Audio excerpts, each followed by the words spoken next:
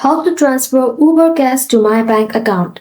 Hello and welcome back to our channel. In this video, I'll guide you on how you can transfer your Uber cash to your bank account. So make sure to stick till the very end.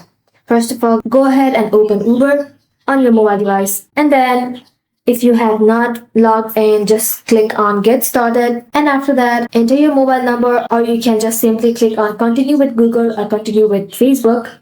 After you are logged in, go to your account option at the bottom right corner, and from there, click the help option, and then you'll find an option called account. Tap on it. After tapping on account, you'll see Uber Cash. Go ahead and tap on it. After that, go ahead and tap on how to request a refund of purchased Uber Cash. Once you're here, go ahead and fill in the details, add your date purchased, and fill the share detail box. After you are done with everything, just click on submit, and then the Uber help support will contact you. And that's how you do it. Thank you all for watching it till the end, and stay tuned till our next upload.